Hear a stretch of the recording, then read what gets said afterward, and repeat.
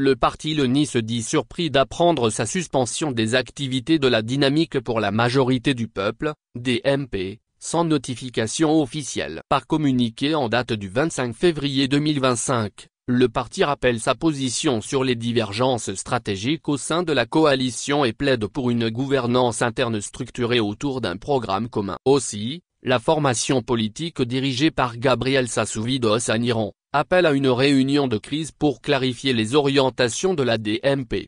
Communiqué de presse. Le parti LNI est surpris d'entendre sur les ondes qu'il serait suspendu de toute activité de la DMP. Par ailleurs, aucune notification officielle ne nous est à ce jour parvenue. Par conséquent, le parti LNI s'abstient pour l'instant de tout commentaire relatif à la probable décision. Y a-t-il matière pour une décision de ce genre? Je me permets de vous renvoyer la correspondance entre le parti et la conférence des présidents en date du mercredi 19 février 2025 bien explicite, pour ôter à tout hasard, toutes équivoques à ce sujet.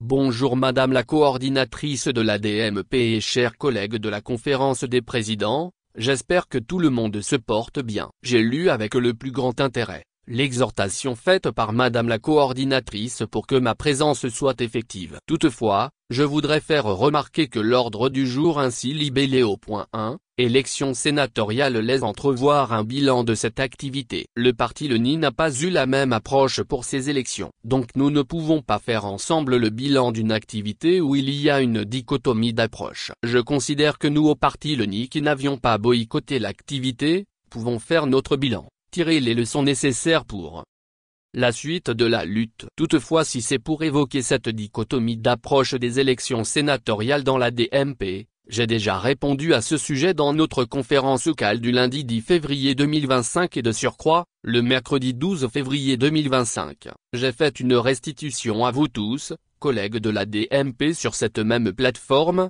des conclusions de la concertation avec les membres du parti. Les membres du parti ont situé clairement les responsabilités. Les représentants du parti à la DMP au cours de la réunion ont ignoré les fondamentaux du parti, retardant la transmission du rapport au président, ce qui fut fait après la déclaration publiée de la DMP. Une solution d'approche a été suggérée dont mention fut faite dans la restitution. Jusqu'au jour d'aujourd'hui, aucune observation ni verbale ni écrite ne nous a été adressée. En plus, les mis en cause démissionnaires du parti sont accueillis à bras ouverts et intégrés à la conférence des président à titre de personnalité pour siéger à la même table que le parti LNI. Je considère que s'il faut convoquer une réunion de crise pour discuter des problèmes structurants de la DMP, nous répondrons présents. Pour résoudre un problème, il nous faut bien le poser, bien l'analyser. Les mini-problèmes des acteurs politiques républicains priment sur un débat sérieux, crédible et réalisable avec les initiatives appropriées. En somme, nous avions amendé l'objet de la réunion et souhaité la convocation d'une réunion plus stratégique et mieux appropriée à la situation interne de la DMP.